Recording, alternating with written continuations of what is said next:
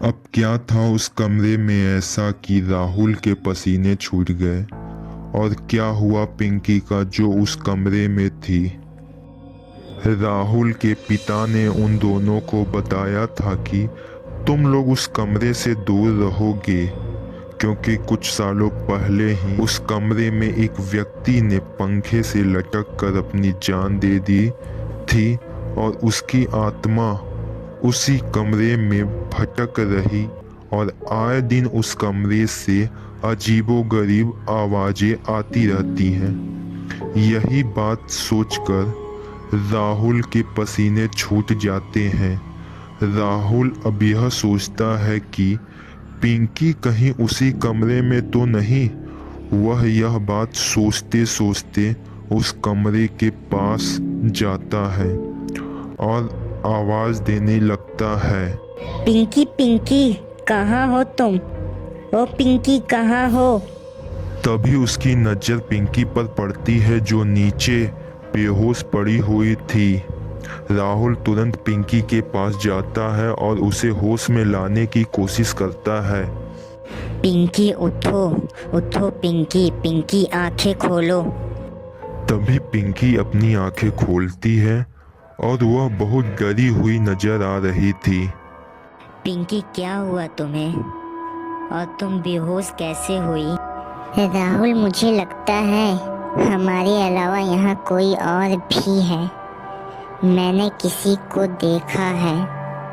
पिंकी ये क्या तुम बोल रही हो? किसको तुमने देखा? मुझे किसी की आंखें दिखाई दी और वह मुझे ही घूर कर देख रही थी। यानी घर पर कोई है हमारे अलावा भी?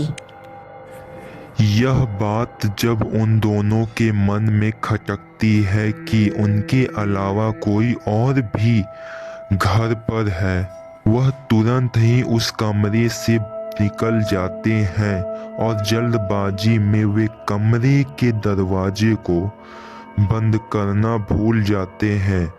और तभी उस कमरे से उसी व्यक्ति का भूत आता है।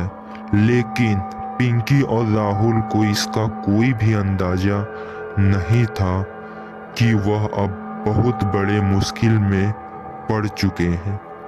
आगे के कमरे में आकर उसी बात को सोचते हैं।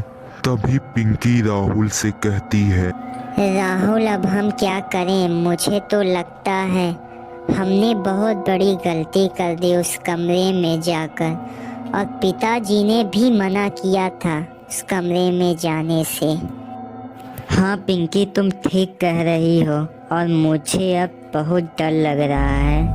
तभी उन्हें उस भूत की आवाज सुनाई पड़ती है जो कि बाहर आ चुका था। वो भूत उन दोनों को ढूंढने लगता है और तभी पिंकी की नजर उस भूत पर पड़ती है और पिंकी जोर जोर से चिल्लाने लगती है, राहुल भूत भूत, राहुल भागो जल्दी।